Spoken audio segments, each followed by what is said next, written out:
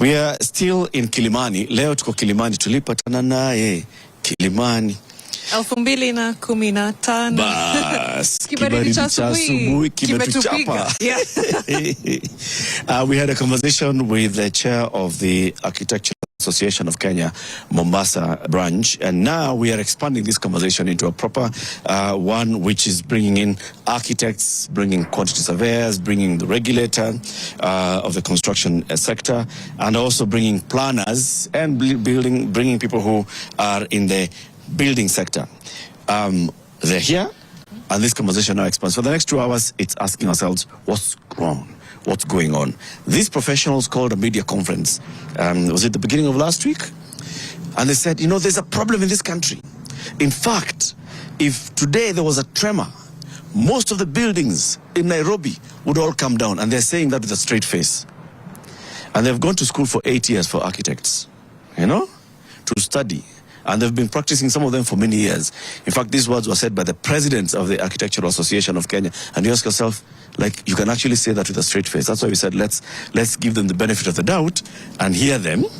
Maybe there's more that needs to be done. And what can we do about it? The bottom line is, how can we fix it? We are going to get just a round of introductions as we hear from them and what they're going to say. So as you take the mic, you'll tell us who you are and what you do.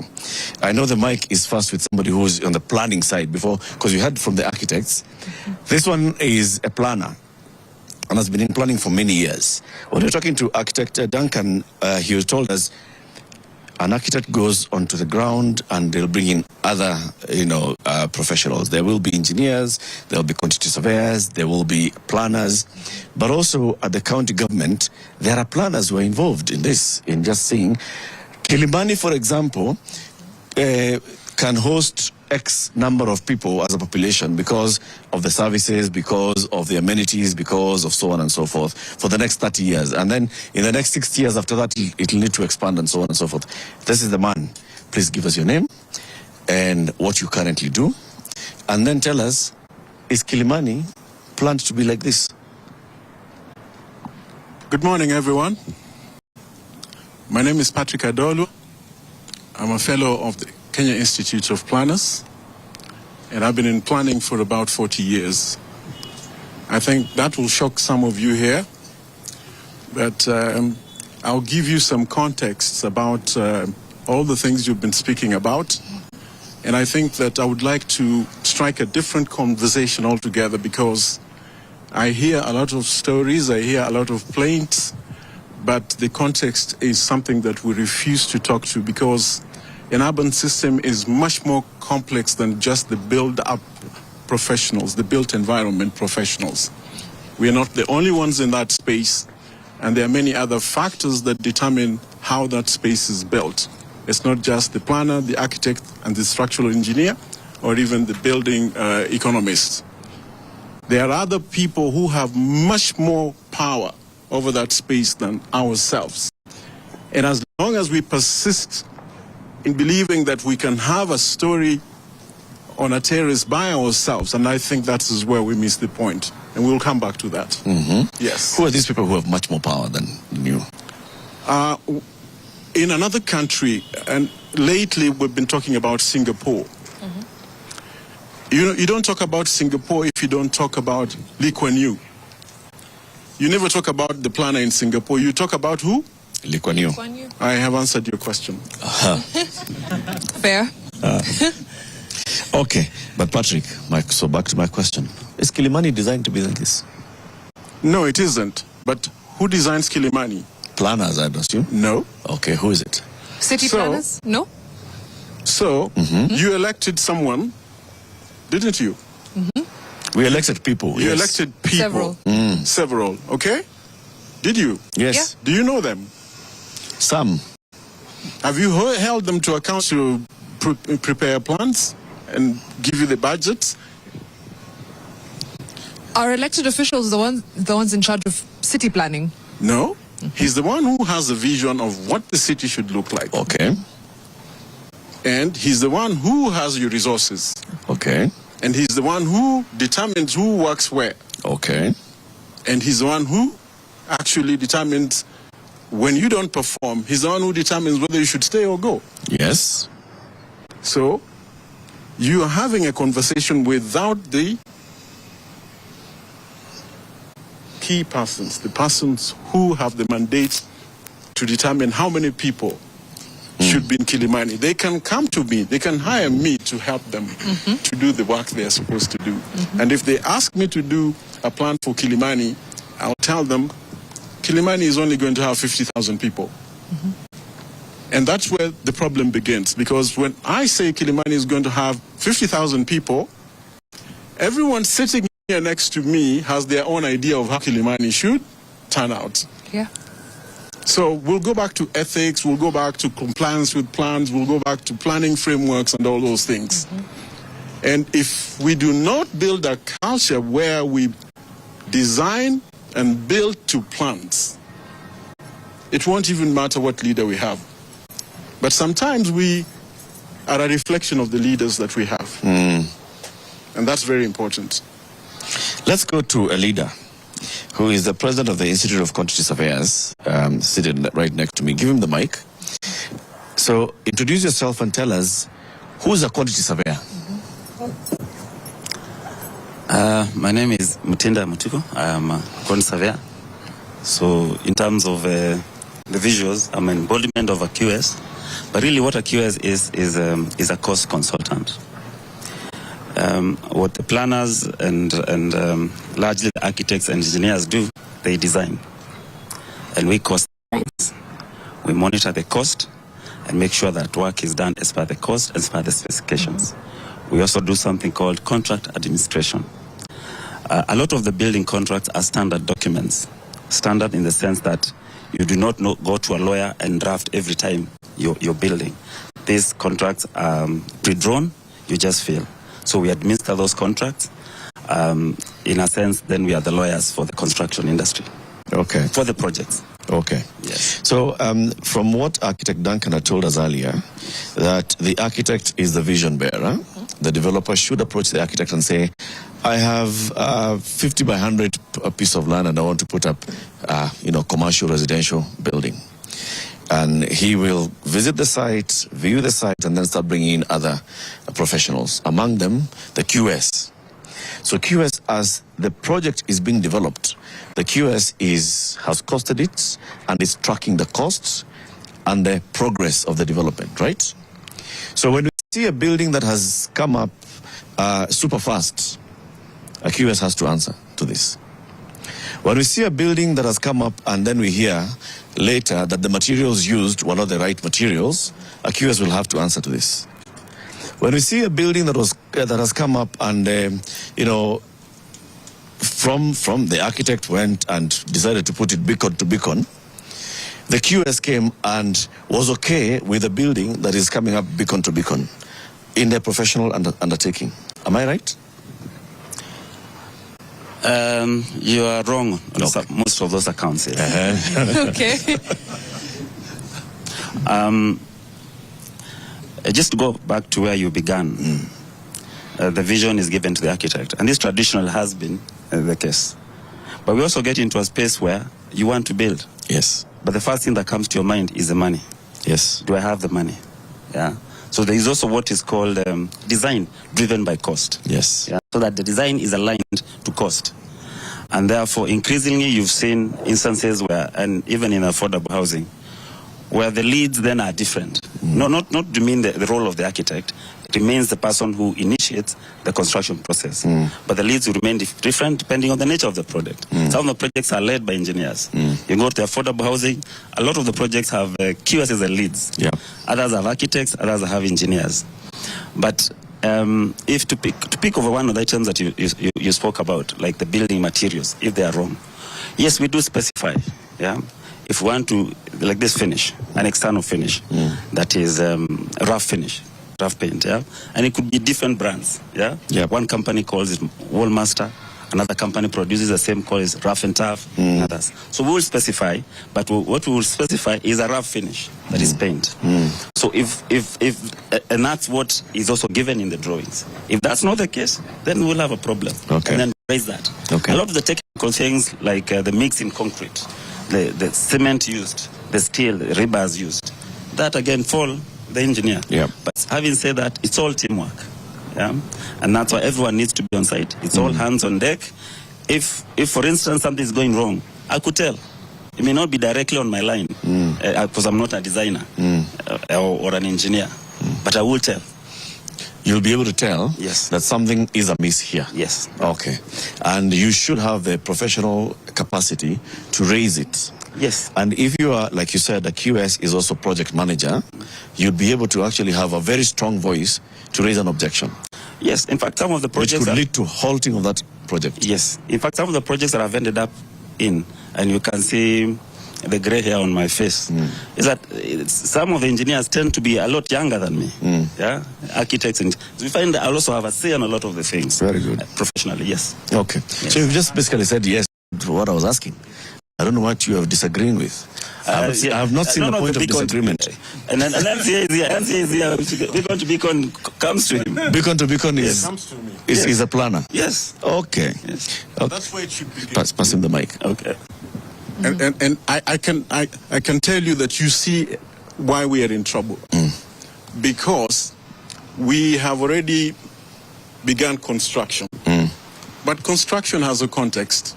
There is an overall urban context in which things must take place. And this overall urban context, which we call a master plan or a local physical development plan, is often ignored because people are in a rat race to do their beacon to beacon. To maximize profit. They maximize profit. They want to do their paint selections and they want to do their concrete works and bring in all sorts of things. But that is where things have gone awfully wrong because we refuse to acknowledge that there is a larger urban fabric within which we must do our thing.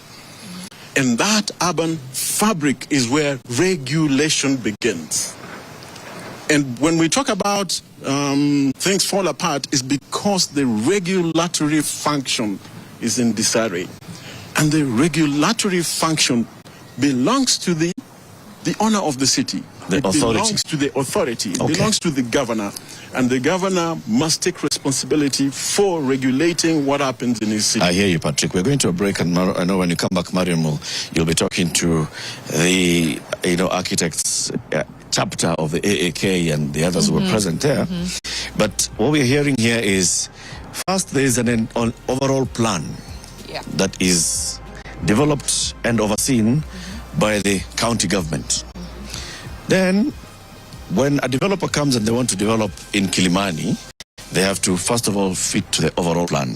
But the person who can read that is a planner and an architect who alienda shule miaka kabla jina lake julikane jipa miaka kaa 8 ndio hawa sasa architects. Bas. Akona hiyo miaka 8 akapata jina as architect is the one who will be approached by a developer like Eric who has no idea how to read these things. He should be able to read it. He will go to the county who is the owner of the plan and present a plan that has a beacon to beacon. He and the county will work in cahoots to get the approval. Yeah. I'm coming back into that. Let's take a break. We'll be back shortly. It's 28 minutes after 8. Mike Kiko ground. Why is our construction sector in a crisis? Not my words, their words. We'll be back in a moment. Kesho. We're back in conversation now with built environment professionals, institutional surveyors, quantity surveyors, architects, talking about what the crisis is with our built environment. When you say 87% of buildings in Kenya are unsafe, what does that mean? Should we be evacuating? Should 87% of Kenyans essentially be living somewhere else? And where else? And what are the lapses that have led us to this moment? Right, but just before we went on the break, we were hearing, and I wanted to finish the thread on planning.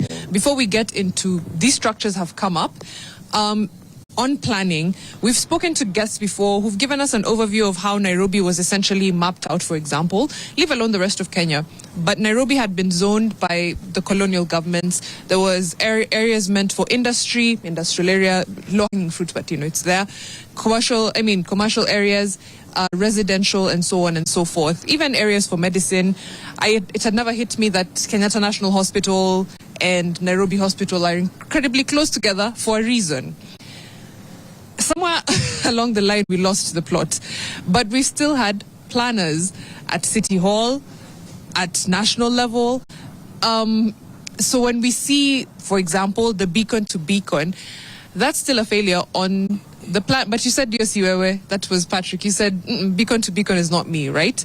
No, let's talk about it. Okay, let's talk about it then. So where did the rain start beating us, essentially? And what's the fix? Because by the time a building comes up within 50 meters of another, a planner was involved somewhere along the chain. So I'm glad that we are having the conversation we should have had 20 years ago, because everything begins and ends with a plan, okay? Because when you complete the whole process, you certify what you've done. But if you don't have a script, then you're in trouble because you don't know what to do where. And people do not know what standards to use where. And when we talk about standards, we are talking about technical standards and we're also talking about spatial standards. And these things are not obvious even to professionals, because when we come here, we only speak about technical standards, which is building construction and whatever it is, architecture. But there are spatial standards. That is where all these things to do with beacon to beacon fall into. And sometimes built-up professionals refuse to observe spatial standards because they are responding to the requirements of their clients. So there is an ethical issue to be spoken about across all of us. Do we observe ethical standards? Right. When we do a plan, we say a property shall be developed to a certain density, which means it can only carry a certain number of people, or a total built-up area, so many square meters, which represents so many things. It speaks to the amount of traffic that you can host, the amount of water you have, the amount of electricity you have in the grid, and so on and so forth. But people refuse to observe these parameters. Could I do a simple, let's do a 101 class. Yes. Turn to your right. Yes. These three buildings, Yes. do they meet spatial standards in your, No, in they your view? don't. So Absolutely walk us not. through why, You and didn't even hopefully, look, and you just- No, I look all the time when I travel in So the that we city. can- sorry? I see them every day. And I marvel at how incredible it is that it is all of us built environment professionals who had something to do with them. Not exempted at this point. Yeah. Nobody is an architect, nobody is an engineer. Exactly. They saw the building facing the other and they didn't speak to the next person.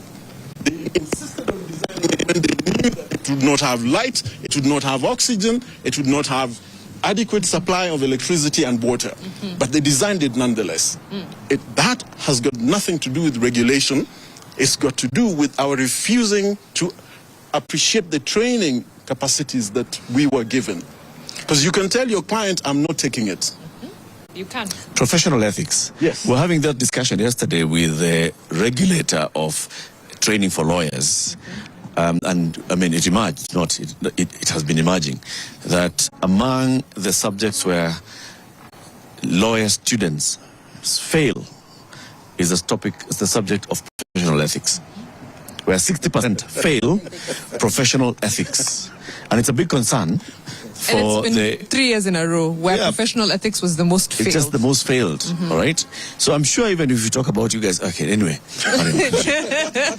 No, but clearly there's a problem there. I wanted to speak to an institutional surveyor because I want to get to know, again, built environment professionals and the point they play. So we already have accepted, we spoke to an architect earlier on who said, you know what, there's a lot of people who are choosing to go in roundabout ways to do things. Either they are basically subletting their certifications or they are just doing a terrible job at design. But let's speak to institutional surveyors. I know you wanted to tell us about your part in quality as far as building and construction is concerned. But please start with an introduction. Thank you. My name is Paul Dache. I am a surveyor by profession and a member of the Institution of the Surveyors of Kenya. I'm representing my institution. Now, we play a very big role in ensuring the quality control of the whole process, from planning to design to construction of any engineering structure. We play a very big role. But you find that most of the time, the professionals within this built environment work in silos. And this gives rise to the kinds of things that everyone later finds unpalatable. So, for example, before the planner begins to do any spatial planning, he needs an accurately done survey of the space. And once he's done with his planning, he hands this site over to an engineer. The engineer has to come back to the surveyor, who has to do the three-dimensional measurement for him to do an accurate design. Then the engineer employs the quantity surveyor, who does the quantity calculations and everything for the costing of the structure. And then you come back again to the surveyor to set out this structure so that it is spatially correct. Now, we interact a lot with the process all through. And then at the final stage, when the construction is going on, there are design specifications. There are measurements that must be carried out. And there are tolerances that have to be achieved, whether it is a dam, a road, or a building. So you find, for example, the height of a ceiling, floor to ceiling, there are specifications. But how often do you find a surveyor employed on site to undertake that task? How often do you find a surveyor employed on site to measure the spacing of the reinforcement bars? How often do you find a surveyor on site measuring the verticality? Because we monitor the deformation of buildings, but we are denied the chance. Right. Yes. But Paul, every time I see a building coming up, especially a commercial development, that board will have a name. It'll have engineers, it'll have architects, it'll have surveyors as well. Unfortunately, I must say this, in our part of the world, we have not yet appreciated the role played by measurement experts, the surveyors, the engineering surveyors. We have not yet appreciated and elevated their role. But we do make a lot of inputs. You cannot drive on a road, a finished tarmac road, without the proper and continuous input of a surveyor. So is it that surveyors are not being listened to? Is that what you're trying to say? Or they're not being engaged for their services? Because my point was, I do see, and I'm sure... Is it usually a surveyor or quantity surveyor on the board? It's usually, to be fair, I see surveyor. Yeah. I'm not sure if I see quantity what or does it just... represent? I think I've seen surveyor. Maybe NCA will tell us. Will tell us. What's the expectation? Quantity. It's That's usually the quantity person surveyor. you see there, but we want, going forward, we want the NTSA and all these, I mean, NCA, and all these organizations to recognize and anchor the role of the engineering surveyor in all construction activities. We want our names to be on that board so that we are the people who recover the data for you. When, for example, this South Sea event, there is no data. If you were looking for data today, special data, the height of this building, how high did it go, you cannot get it. So because the surveyor was not involved. There was no surveyor there. Paul, has the Institute of Surveyors of Kenya engaged the National Construction Authority or Borax or the county authorities to insist on the primacy of the surveyor in a built environment? Yes, we are doing a lot of collaboration at the moment. We're trying to get our voices heard, and we are continuously making a lot of appeals. So this is not a new profession. I mean, we've had surveyors for as long as we've had land being subdivided in this country, right? You're not new. You're not going to introduce yourselves. You know, there's a new discipline called surveying. You want to tell me our and engineers also doing the same, and you people also doing the same? There was no point where in school architects were taught about the role of survey, or quantity surveyors taught about the role of survey, or engineers taught about the role of survey, or surveyors taught about the role of architects and engineers. We do get taught from day one.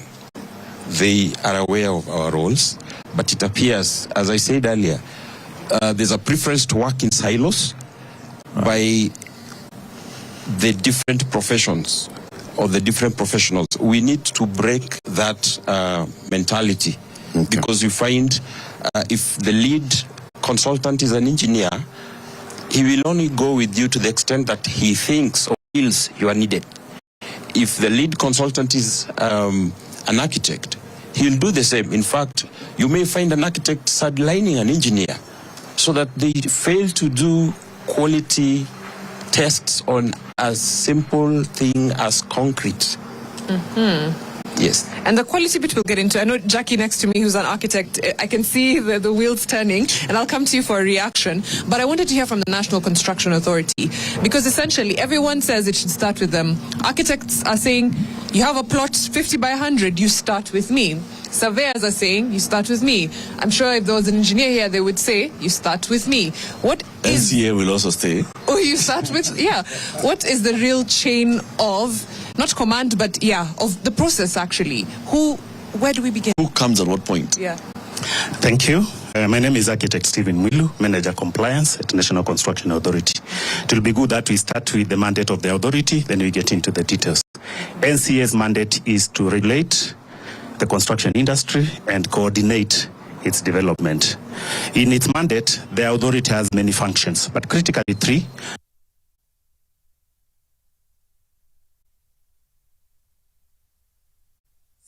We do accredit skilled construction workers. We do quality assurance. We do enforce the building code, and we register projects. I think this is where we are discussing on the issue of the involvement of the professionals on the project registrations, on quality assurance, or on inspections of these projects. The authority requires that all the projects, either public or private, be registered. The purpose of having these registrations is for the authority to have data, to be in a position to plan for inspections for quality assurance. Quality control is being done by the professionals, the ones that have been employed by the developers. So the expectation of the authority is that we do have projects or drawings that have been approved by the county governments or and other statutory agencies, including but not limited to NEMA, Water Resources Authority, KCA, where it is necessary. The professionals are the architects who will produce their architectural drawings, the engineers, the civil structural engineers, whose drawings as well are approved, the service engineers, I know it was discussed earlier on, these are the electrical and mechanical engineers, and the quantity surveyors for the purposes of specifications and costings. On the surveyors, it has been mentioned that they have been they feel left out. That is not fact. Surveyors have been incorporated as at when the project requires them being involved. As an authority, we do require all projects that have deep excavations to have geotechnical investigations by the engineers. And this is being implemented and enforced, that we are not approving the projects with the deep excavations. The policy has provided for excavations below 3 meters, that we do have the geotechnical investigations by the surveyors, and these reports to be fully signed and approved by these surveyors. When we go to sites, the things that we cross-check vis-a-vis our criteria is that we have a signed site board. This site board provides the details of this project. For one, the name of the project. We need to know what is being put up there. Number 2, it's the parties. The parties is the developer, the contractor, and the consultants. All these consultants are expected to be incorporated in that. And the necessary approvals by the county, by the other statutory authorities, and NCA's compliance certificate number as well. Okay. When we go to site, please, we want to reconfirm that the consultants that submitted the projects in our NCA portal are the ones on the ground. Yeah. And I know the question that has come is, you see the names there. Yeah. When we go to sites for our quality assurance, that's what we are checking. If we find a project, it could have a compliance certificate. It could have the consultants on the site signboard. Yeah. But if they are not on the ground, and how do we know that they are not on the ground? By checking the project management documentations. Do we have site notes? Do we have minutes? Do we have site instruction books? Then we take action where necessary. Thank you. Let me ask you a question, Stephen. Just looking again, we're using, because where we are, these buildings that are this high, the foundation should be below 3 meters, right? Yes. Okay, Paul, have surveyors worked on this project? To the best of your knowledge, before the excavations happened for all these more than 7-story buildings around us, which are definitely more than 3 meters deep in excavation, are surveyors involved? These are at least 12 floors. Imagine. The surveyors get involved at the preliminary stage of, just the lay of the land, the topography, and then the engineers are able to design and see how much material will likely get moved.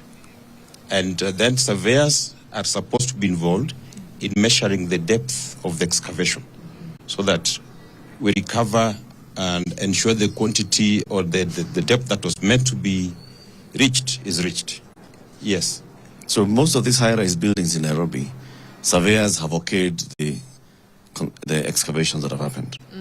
It doesn't stop with the surveyor. No. But have surveyors okayed the excavation? It means the reason why you're being involved is so that you can say yes Or no. or no. We will okay it if it meets the design standards. So most of them, have they been okayed by surveyors or not? I cannot tell at this point because it depends on each individual construction. The record should be the NCA and the county government to verify whether a surveyor signed on each individual construction. The architects want to clarify under QS. Okay. Just a quick one. I think let's be a little bit clear. For a geotechnical survey, you don't need a surveyor. You need a structural engineer who is specialized in geotechnical survey. The role of the surveyor is to take the measurements. So I think let's be clear on that. Yeah. I would... Now So here's the thing. do all these buildings need measurements to be taken by a surveyor? You know, the point is a surveyor, we've asked whether planners were consulted in this, and you said no. We are going to ask you whether these ones were actually done by professional architects. Architects, yeah. Okay?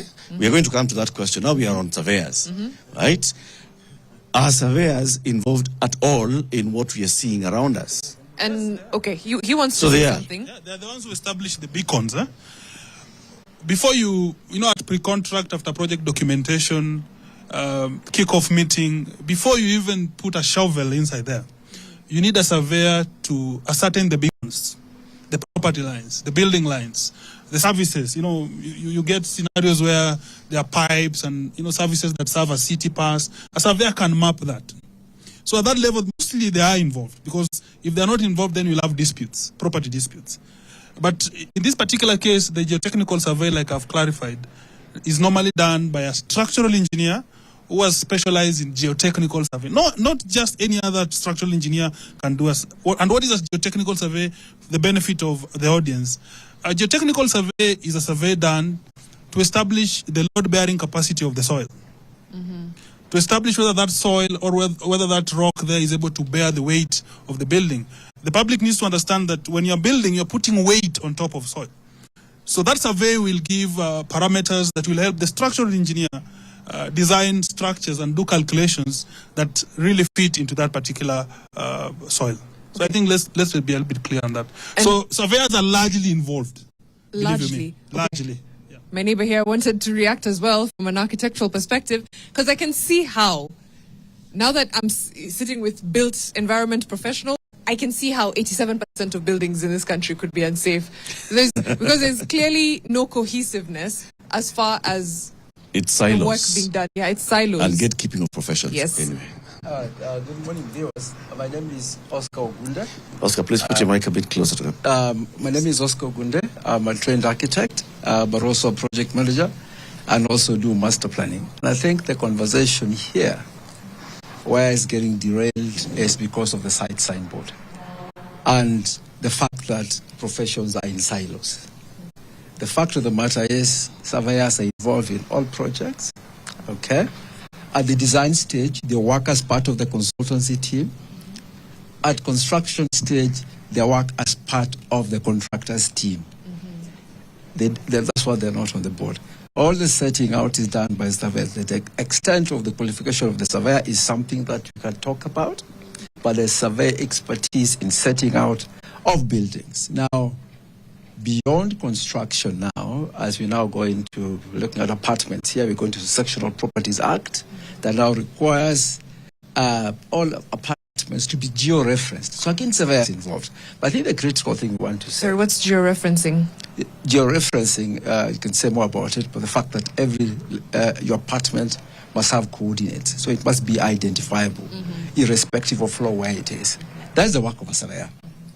Now, what you may talk about is, and this applies to all professions, is the qualification of that surveyor, experience of that surveyor that's required, depends on the complexity of the building.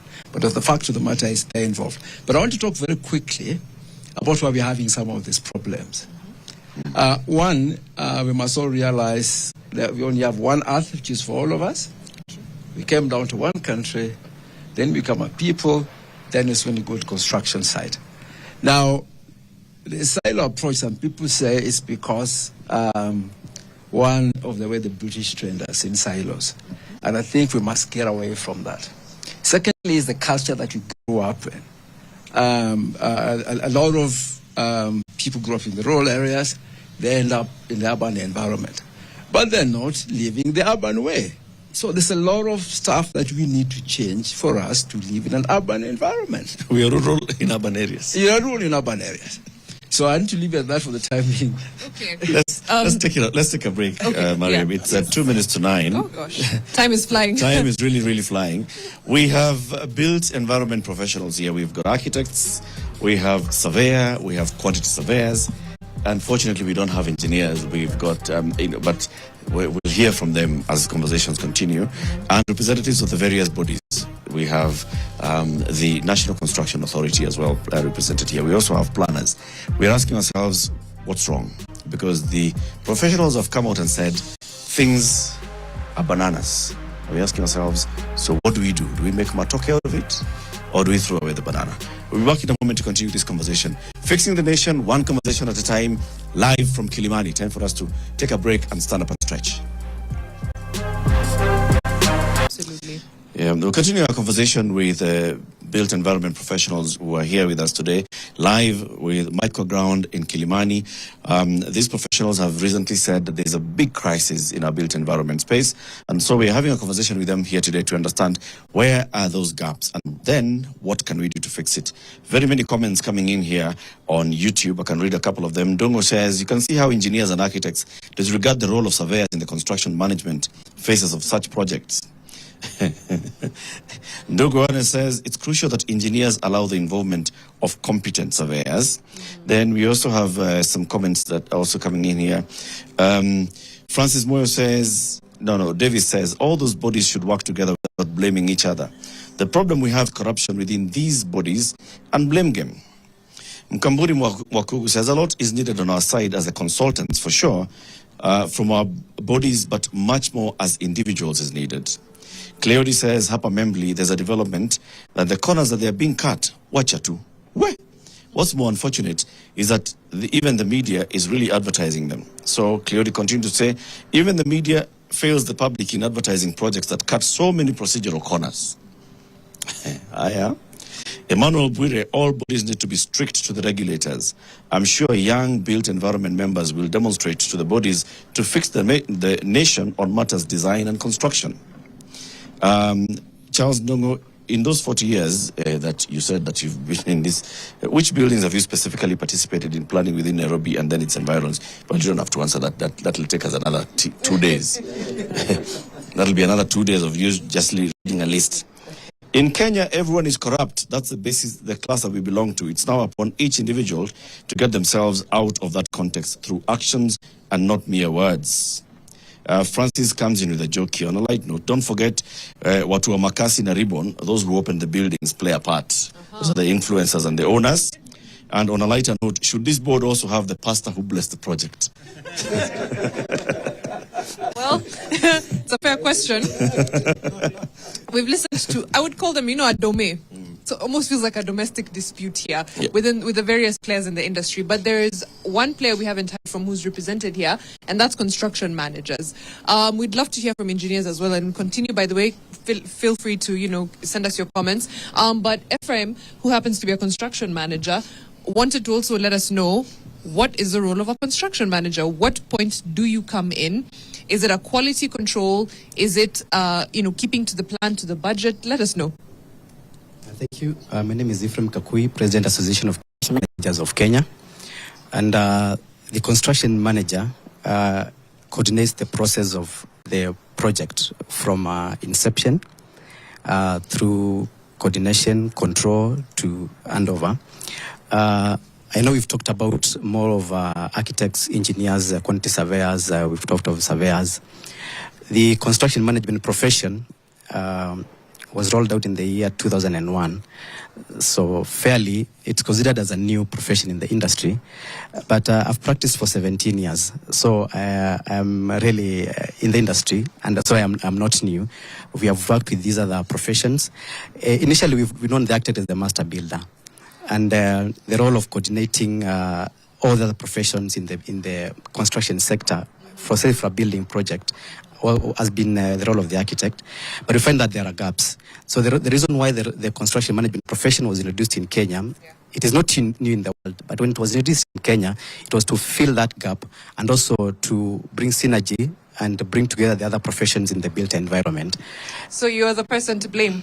I think we found, the person to blame. This one is the load bearer. Yeah, we're talking about a lack of synergy here and, disputes and operating in silos. So then the construction manager, like you've said, should be the person coordinating all these professionals. Yes, that's the person that is coordinating these professions. And as I said, change sometimes is resisted. The role of the construction manager has existed for the past 18 years. We have worked with all the professionals in the built environment. I've worked with the architect here in projects. We've delivered projects. And the role itself, actually, when you talk about at the inception stage, there's what we call a feasibility study. Before you prepare, you think of a project, you have a brief. You need to check the viability of a project. You need to go to the ground, take the information, even a market study, and prepare a feasibility study to check whether the project is viable. In the preparation of this feasibility study, all these professions that we've mentioned here are involved. For instance, if it is Kilimani, the planners here talk about zoning. Nairobi initially had different zones where you could do high-rise buildings, you could do single dwellings, and so when I'm doing a feasibility study, for instance, let's say in Lavington, then there's a planning plot ratio, and you need to check whether whatever building you're proposing will fit within that plot ratio. That's a planning aspect.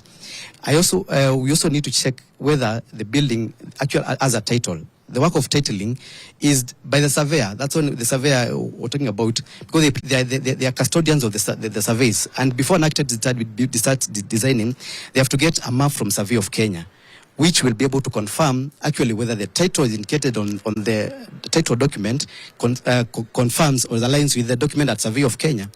And then... So Ephraim? Yes. What you're saying, that the train here is that the expertise you bring in here is to check for compliance. Am I right? Compliance, yes, but coordinating the entire process. Coordinating the process. Yes. What expertise is it that you're bringing? Because earlier, the AAK course chapter told us that the architect is the boss in a site. Now you're coming to say you're the boss in a site. The QS told us at some point, depending on who's the lead in the project, the QS would be the boss in the site. You're telling us you should be the boss in the site. Do they know that, these people? Yes, they know that. Actually, all the professions, as I said, I've worked for 17 years, and I've worked with architects, starting with my neighbor here, Sylvia Kasanga. We've handled projects with her, and we have done this process, preparation of feasibility study in coordination to make sure that a project is delivered. So it is just a gap that has not been fully embraced in Kenya. And it's something that we need to embrace as the nation of Kenya. There is the issue of regulation, which of course, because... Would you be able to tell Ephraim? Yes. If this project is still not meeting the standards? Yeah. Yes. As the construction manager, you're a project manager, right? Yes, You're yes, coordinating all these things. Yes, yes. Would you be able to tell that this is not going as per the design standards, or it's not meeting the quality during the implementation of the project? I would be able to do that. How And do you know this is the from reason. your training or Yes. from... Our training as construction managers, we are trained in all disciplines in the building sector. I am trained to draw architectural drawings. I am trained to draw structural drawings. I am trained to prepare bills of quantities. I am trained to prepare mechanical and electrical drawings, but not to become an architect or not to become an engineer, but to get the knowledge so I can be able to guide the process of supervision during implementation stage. When you ask about whether I can be able to tell a building is meeting the standards, I don't do that project alone. In the project, in the area of the professionals, I am the project manager. I have an architect in that project, and the architect are given architectural drawings, which must be built to the specifications and details. We have a structural engineer who has also done the structural integrity of the building, that is structural drawings. Yeah. And the role of the structural engineer does not cease if I am there in the project manager. I am coordinating this. I'm coordinating the process of the construction. Okay. So my role is to ensure that the engineer does the supervisions that are required to be done when, say, a foundation is being constructed. I get it. Yeah. So Yes. you're the person to make sure that these professionals are on the ground as the NCA demands of them. Right. And Yes. to ensure that they do the periodic check and approve per stage. Yes. Okay? Yes. Yeah. So, Hiya. There's two architects that wanted to react to that. I know Senator Sylvia and Jackie as well. Maybe start with Jackie and then we'll go to Sylvia. Thank you very much. My name is Architect Jacqueline Cairo, the chairperson of the Architects Chapter. So my views will be linking to each and every speaker in regard to the role of the architect in the industry. At first, it was mentioned by the QS, that is the president of IQSK, in terms of the client coming up with a vision for what he wants developed. And the first person he contacts is the architect, because the architect is the one who now gets his vision in terms of drawings and takes the design process forward. And so we carry along consultants in terms of engaging them at different stages. So at first we have concept and then design development, and then now construction drawings, which are then submitted to the county. And each and every stage, we have different consultants coming in, depending on the level of, finesse of the project. What I'd like to say in terms of surveyors,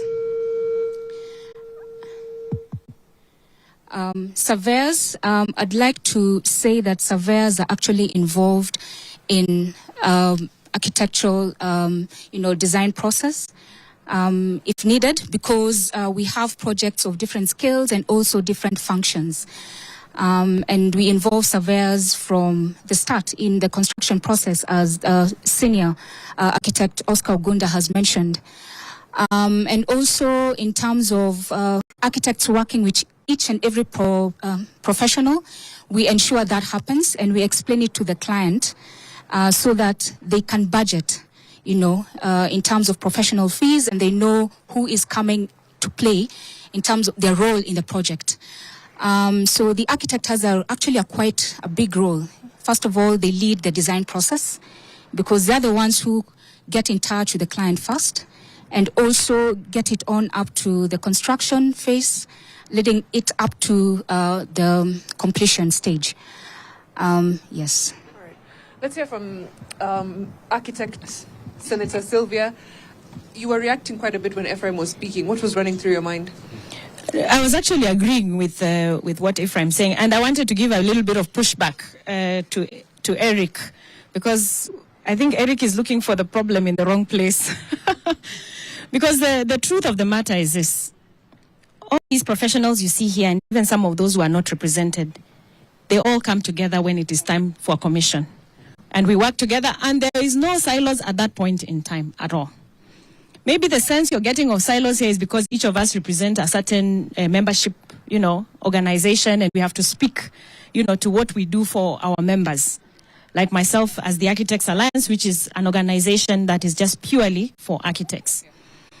But that said and done, I think we have to circle back if we are going to be sincere to what Planner Patrick Adolwa has said, because it all boils down to that. Constitutionally, if you look at how we are anchored, the work that we do in the built environment, how we are anchored by Constitution, all right?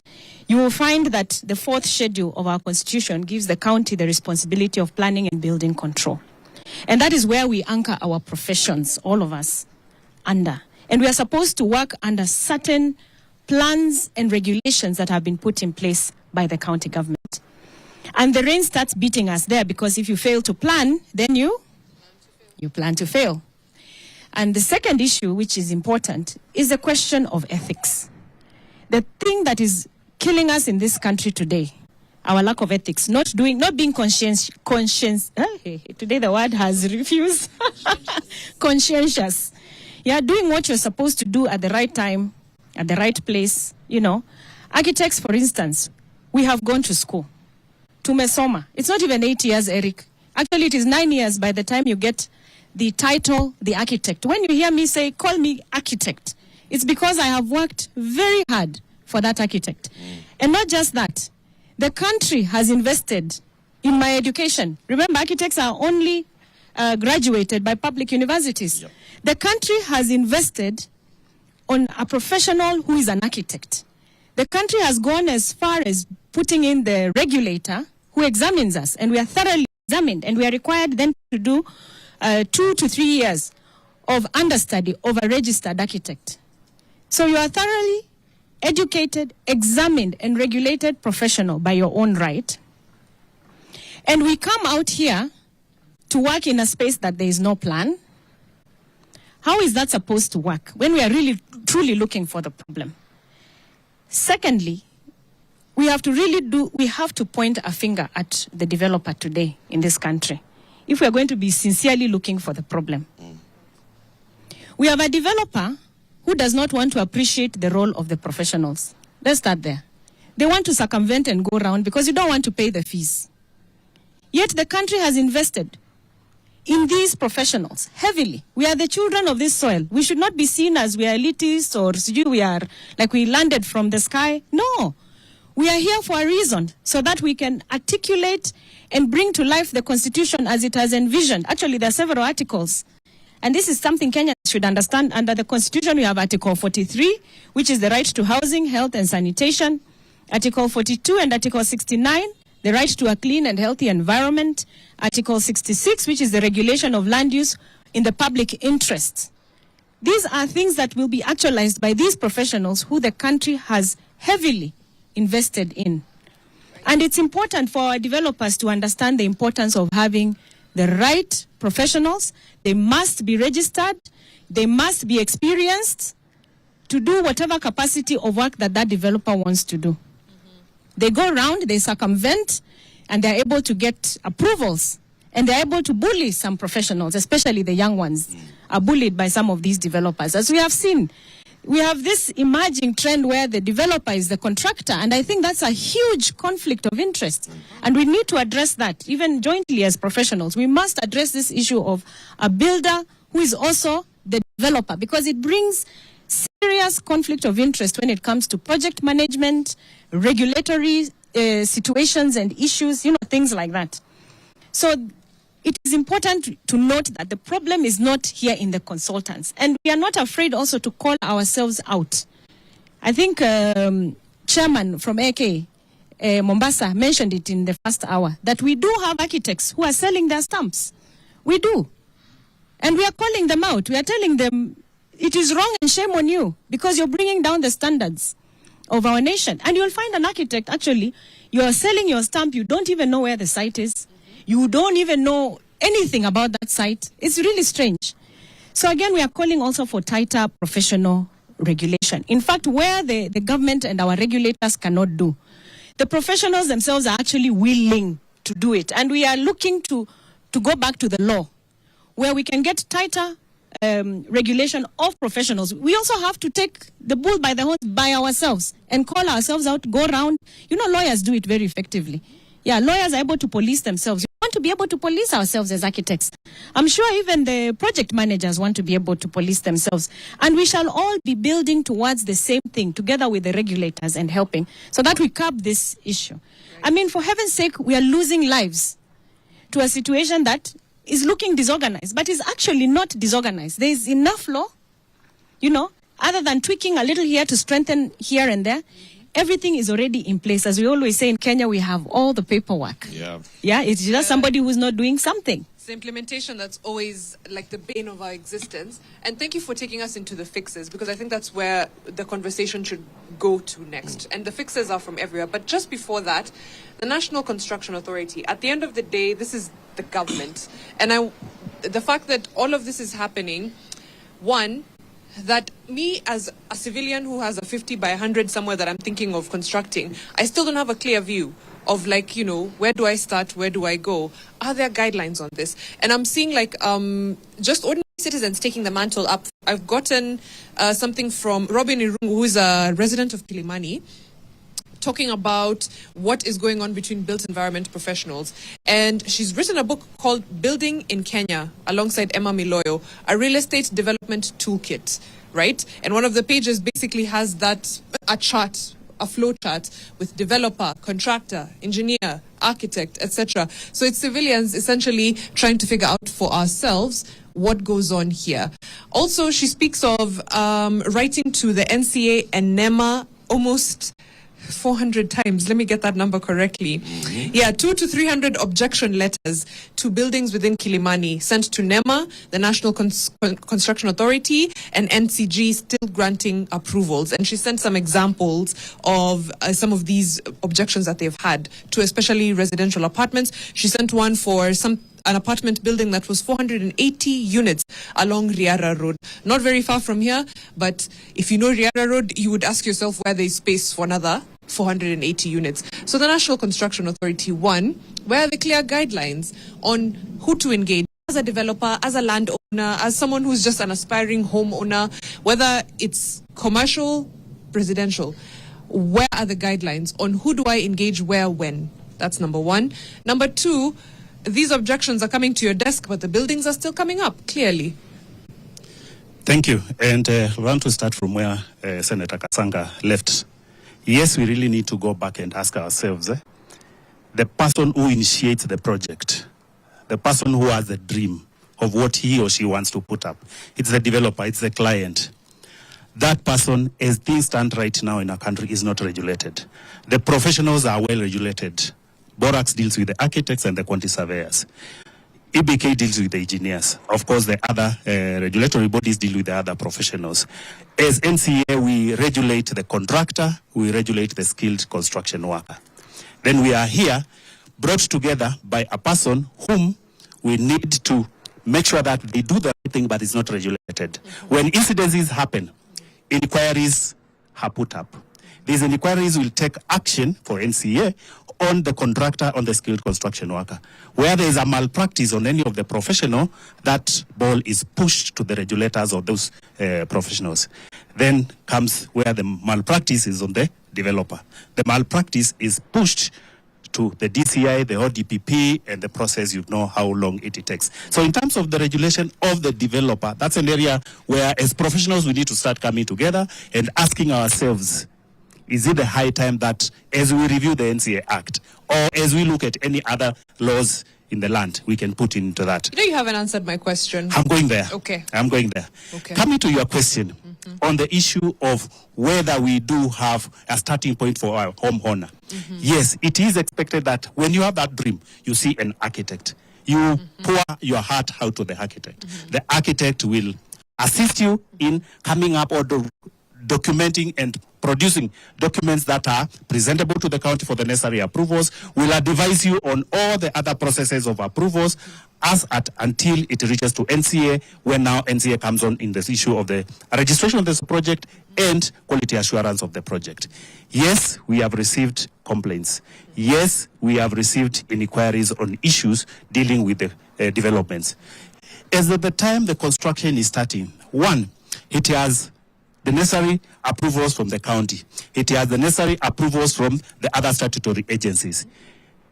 By the time NCA is approving your project for registration, we do have the county approval, meaning where there was need for engagement with the public, engagements with the National Environment Management Authority. Yes, that approval has already been sorted. As an authority, when we receive, because those many complaints come to my desk, we do send our officers to the site. They do go and inspect.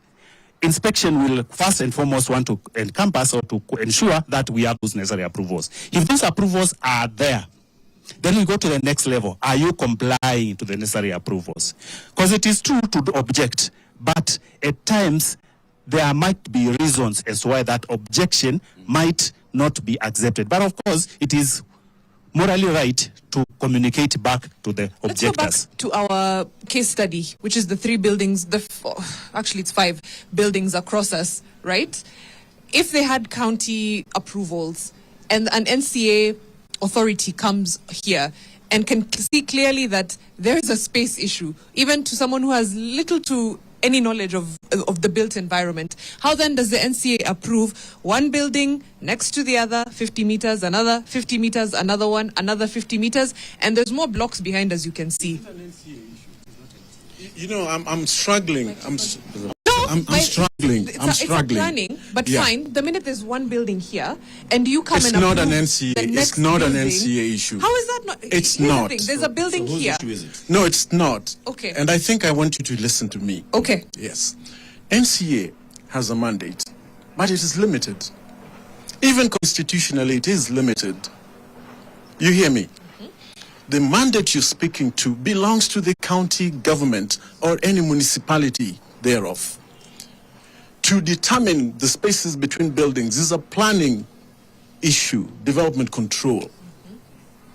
If it's a building line, back to back, if it's a property line, those are planning issues, spatial standards. They belong to the municipal authority in a county. That. Yes, but you will spend a lot of time talking about the role of NCA when it's not their role. They register contractors, they deal with standards, but enforcing those things. If I went to court today on the basis that NCA stopped me, if I was a smart lawyer, I could stop them in their tracks. Because I would say jurisdiction. So you have to be careful. The person the buck stops with is the county government on all the questions you're talking about. So the one who gave the approval, yes, is the one who should must supervise for compliance. Is the one who should not have approved for. Absolutely. Absolutely. I've worked in regulation, so I'm speaking from experience. Okay. If I give you an approval, it's on the basis of the application that you put to me. And I have parameters for evaluating it. The first parameter is a spatial standard. How much of this property can you build? So it is up to me when I approve it to ensure that you do not build more than 40%, 50%, 80%. And I have my inspectors, my building inspectors, to ensure compliance. Okay? There is another standard, it's a technical standard, which is to do with if the building stands or not. Okay? And all those parameters pertaining. Right. Yeah? I hear you. Those two must be supervised by building inspectors during the construction phase. But the professionals that have been retained by the developers they also take professional responsibility for the work they do. That's why we say there has to be ethical conduct. There has to be ethical behavior. Yes. And you have responsibility to your client to give him the correct interpretation of the law, of the technical standards, planning and otherwise. And I agree with you, and I have understood you. And I'm not trying to take away blame or responsibility from the county and county governments, by the way. Not at all.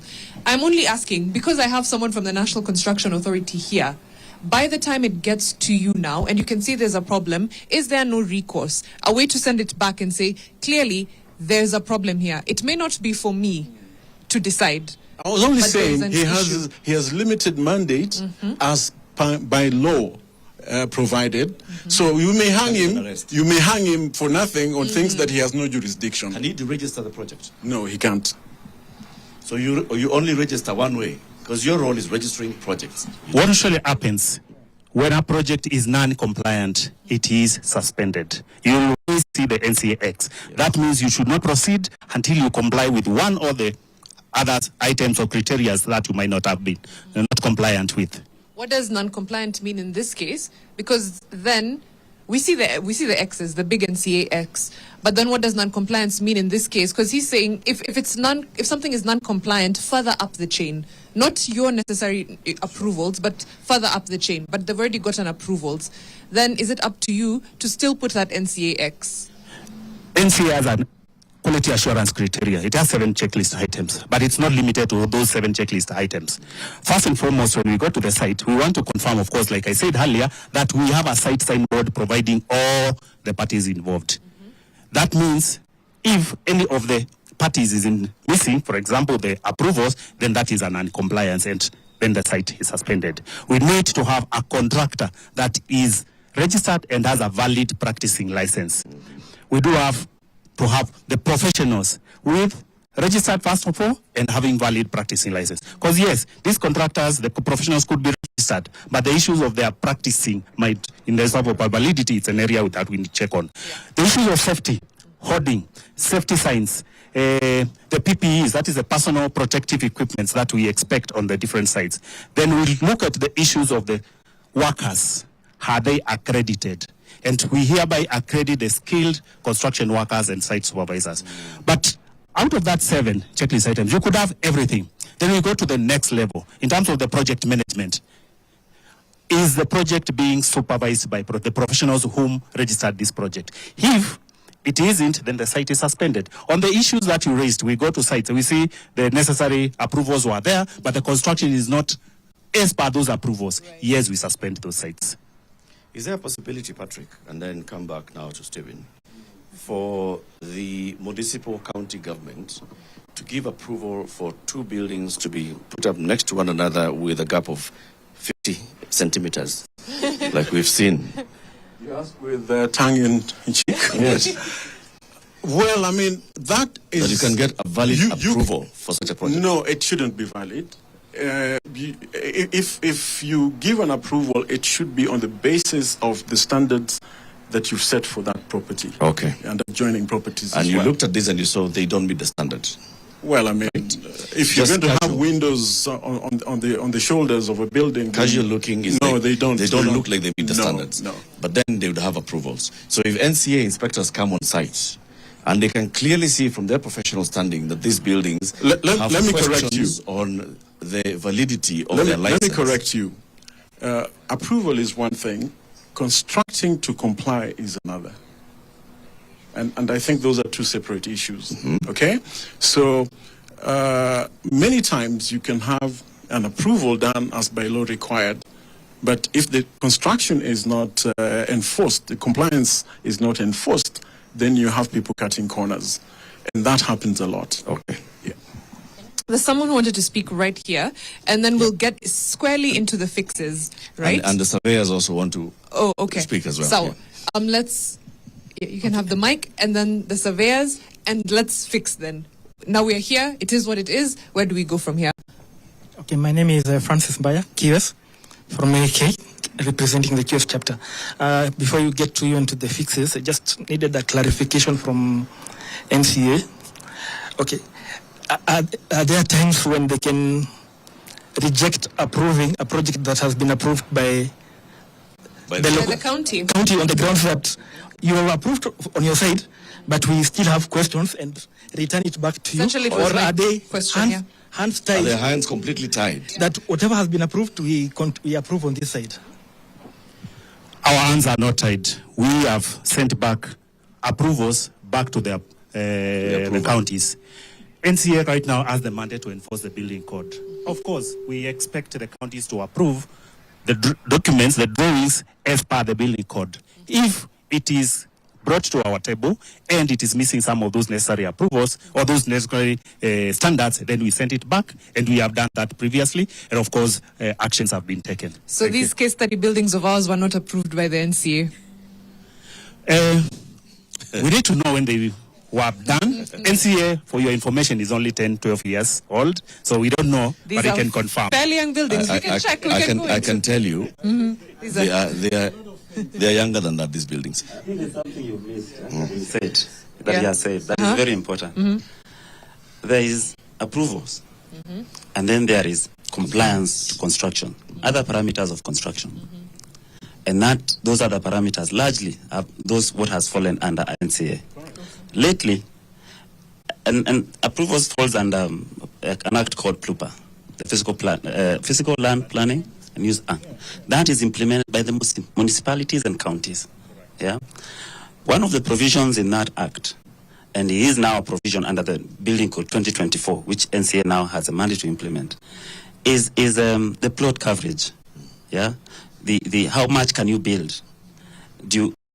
When we went to school with architects, it's just a nyumba kwa ploti. yes, when we went to school with architects, and then we only had the Physical Planning Act. That was the main thing they struggled with implementing. I mean, they tried to understand. Yes, you have land this size, but you cannot build all of it. But lately, those things have become very blurred for the county government. So NCA will step up going forward. But this, what you see, it's all the doing of the county government. And I think, and I was sitting here and asking myself, what do your audience want to hear from this conversation? Yeah, and at some point we went to the silos, as you called them, silos that have been built into us right from by the colonialists. Oh no, and some have used them, yeah, to our disadvantage. We are left, in that fight of who is supreme, who is who. Today we sit here because of the recent collapses, and the public wants to hear. Then who bears the responsibility? We may all bear the responsibility, but who bears the greatest responsibility? Yeah. And that's what they want to hear. Yeah. Not who is supreme where. Some of the regulators have taken advantage of that, where architects are pitted against surveyors, and then some few characters have sneaked in through, and they are running the show, but while we are here fighting over crumbs. Yeah. So if you're a bigger rat in a rat race, what does that make you? You're still a rat. Yeah, you may be superior here, but you're still a rat. So who does bear the ultimate When you responsibility? look at where we are seated, the radius of a kilometer from here, there are over 200 projects. Yeah.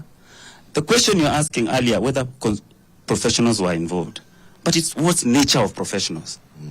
Quacks rule this town. Who regulates them? They are seated there. Those are the people you also need to spotlight on. As much as that kind of spotlight on NCA, I agree, it's good. Let's go to the other regulators. So what's your role? The practicing certificate merchants who walk around selling their certificates. Who regulates them? It's not me as president of IQSK. There's someone who has the law, who has the teeth, but they sit on it. Yep. Some of the impacts of these things are so wide. There's a loss of lives in collapses, but there's loss of livelihoods. 200 projects around this radius. Ask yourself, how many professionals have participated in that? The sheer loss of livelihoods, because we're in professions that have very few professionals. For instance, if you compare with lawyers, but you walk around here, you'll find QS is unemployed, architects unemployed. So we can sit here and fight about supremacy, but there's a couple of people who are benefiting from all this. These projects, and you can go now and look at the site boards, you'll find an architect's name, an engineer's name. But you go for a site meeting, you will not even find him. That board should be populated with all those things. I heard surveyor being mentioned. All those people should be there for supervision, because it starts off with the architects who designs, takes it to the county. That's the level of check and balance. This design, does it meet the parameters that we put out for approval? So if it passes there, then so that professional who has done that, that's a malpractice. That needs to be held accountable by someone. Okay. Yeah. But the developer has been raised, who are now very powerful people, including government itself is a developer. Yep. Yeah. Flouting their own laws. So we must start to call it as it is. Because we sit here, we will fight for very small fights, but the bigger picture is lost. And the audience is seated at home, waiting to get clarity, but they won't get it. All this is, there's a lot of people who have lost jobs, lost opportunities in terms of incomes, because of all this mess. Asante sana. In fact, we are all saying the same thing. Mutinda, thank you. Let's pass the mic over to let's give him an opportunity. the Ndindiri Project Managers Chapter at AK and surveyors. Thank you very much. I think I would first of all introduce myself. Ndindiri Waweru, Construction and Project Manager by profession and Chairperson of the Construction Project Managers Chapter of AK. I think I've listened a lot. I've had the issues brought out, the statistics and so on. I'll just summarize it into maybe one or two statements in terms of the problem we have. There's an ethics problem, number one, and there is also an economic problem. There's someone trying to cut corners where they save money, and that still goes back to ethics. But the main thing is corruption. That's number one, and we can't escape from that. In terms of the scale of corruption we are seeing, some of these things, the laws are all in place. We've listened. The laws are all in place. The paperwork is in place. But in terms of actualizing those physically, it's negotiable.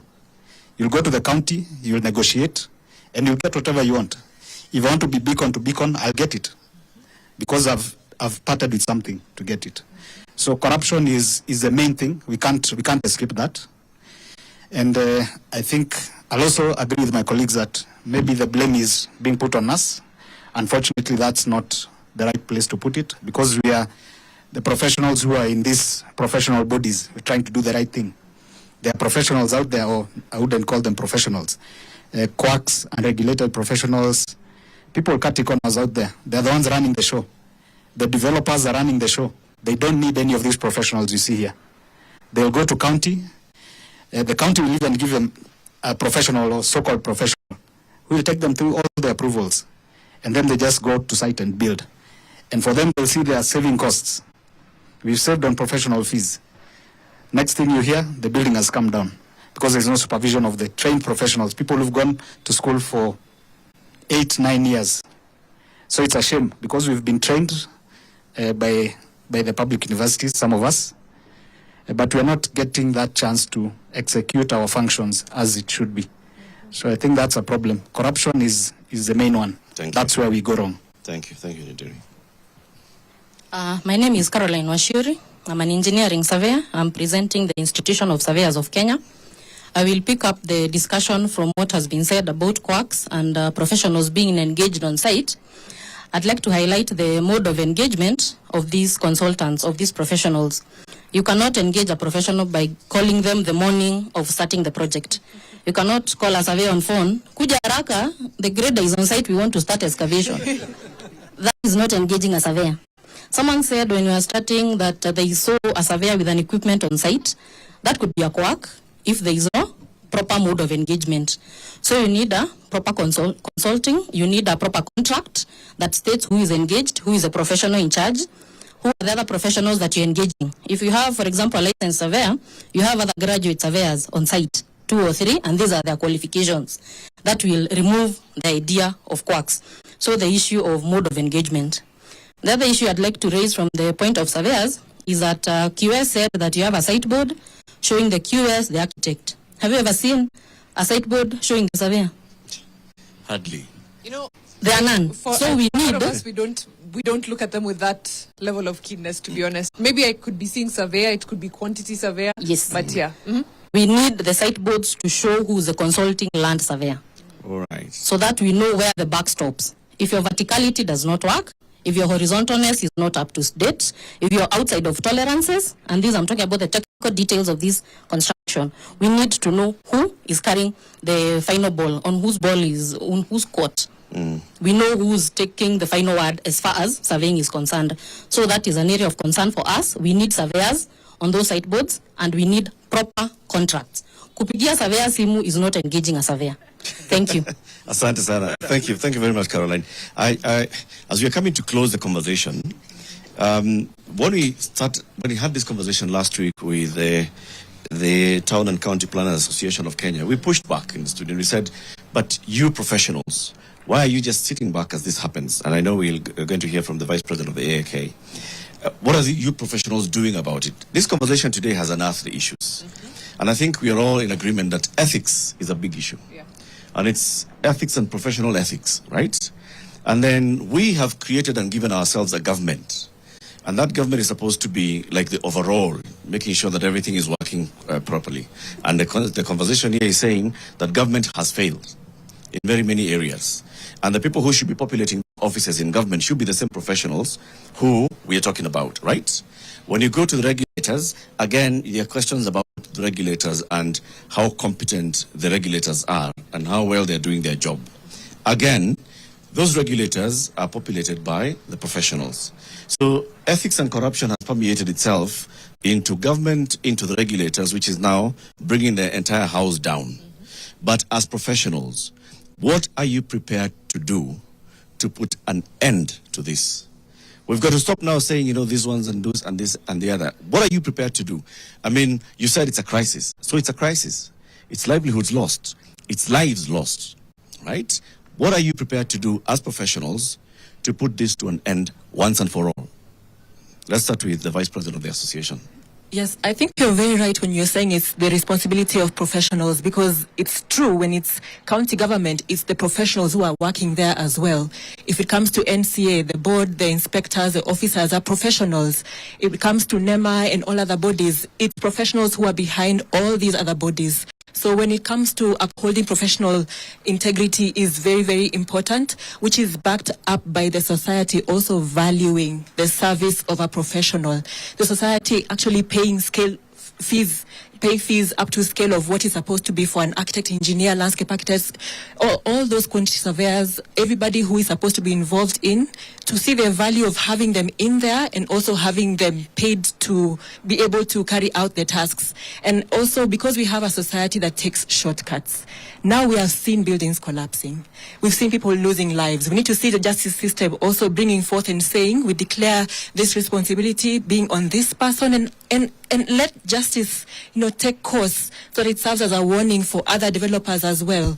And when we see, let's say, statements or, let's say, NCA declaring a site non-compliant, it needs to go beyond that to enforcement, where we can say, let's demolish a building that is not 50 centimeters from the other end, not providing enough lighting or ventilation before people actually occupy them. We have to see the action being taken so that guys know compliance is not an option.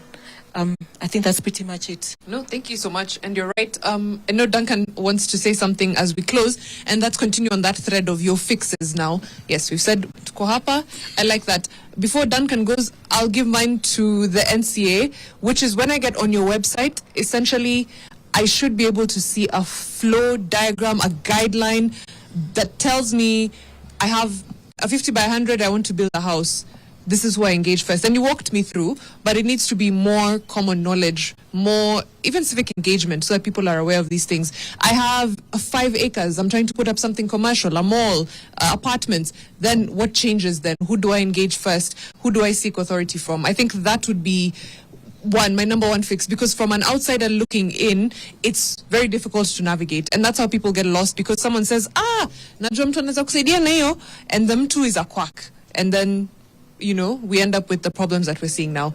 But you can react to that before Duncan gives Thank you very much. And let me start with the website. Our website is not complicated. It's very easy. You will find issues with the contractor registration, find issues with project registration, accreditation, and all the issues with the complaints, suspended sites, and everything. In fact, today I've come with a pocket guide on what NCA does, and so you can pass it to our fantastic. You will find all that information is available. Just speaking on the issue that was raised, going beyond the suspension, it is true that compliance is not an option. We really need to go ahead and enforce it. And NCA is enforcing this. In fact, NCA has collaborated with the NPS, that is the National Police Service. Currently, NCA has 15 police officers that work with us to go to the sites, and specifically the sites that have defied the compliance. It has been mentioned earlier on that, yes, we go to sites and we suspend sites. But of course, due to impunity of developers, contractors, and professionals as well, you'll find those constructions ongoing. And our mandate, as it has been mentioned, it is reaching to that suspension. But how do we need to push it to the next level? So enforcement is being done. I just want to mention another item that more or less we need to work as a team. It is true issues of ethics have been raised. There is another bigger issue, and this, as much as I'm a professional, it's good that we mention it from the professional perspective, whereby professionals are having many projects. So the issues of capacity, do you have the capacity to supervise these projects? As an authority, at some point in 2021, we did stop consultants registering projects for those who had more than 30 projects. Of course, there was a hula 30 or 13? 30. 30 projects, one Of course, there was a consultant. hulabaloo. Of course, the authority, the other agencies came together and a discussion was held. It is the high time we started discussing this issue again. Do you have capacity to supervise more than 100 projects? In our system, we have seen some professionals having many projects. Right. The question is, over 100 number projects, do they have that capacity? Even if you are to supervise one in a day, which is not possible, spread out throughout the country. So then that's where you find the issues of the quacks, the malpractice and all that. So we can work together with the professionals, as of now, agree within a certain period what number of projects a person can complete, then move to the next project. Thank you. I know Duncan really wanted to say something, as well as Jackie here. And we have two surveyors, yes. But let's start with Duncan very quickly. Let's make the comments brief because we're running out of time. And I know I've also spoken to architects, young architects, who say, you know what, essentially this does lock out younger professionals from getting into these fields, because if you're supervising 100 projects, there's someone who is 3-4 years out of uni, has not supervised one, right? Let's go, Duncan, very briefly. Thank you very much for all who have participated. I'll start by saying that we gave the President of the Republic of Kenya, William Samoei Ruto, a clear mandate in 2022 to defend the Constitution. In this particular context, I'm talking about Section 42, Section 43, Section 60, Section 66. So it should lead by example by setting the tone. For instance, we have the Affordable Housing Program. From 2022 up to date, probably barely 4,000 units have been built. The biggest problem we're having in that program is professionals are being underpaid. Our whole consortia that consists of everybody you're seeing here is being paid 2.25%. The law says the architect should not be paid less than 6%. So in that particular context, the president has not adhered to the dictates of the Constitution. Because the private sector responds to what the government does.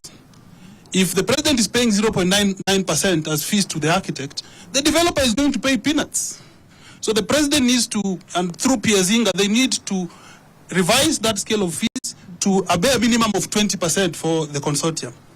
Number two, MCA, in my opinion, is the most effective government institution we have. I can assure you, because I'm a practicing architect.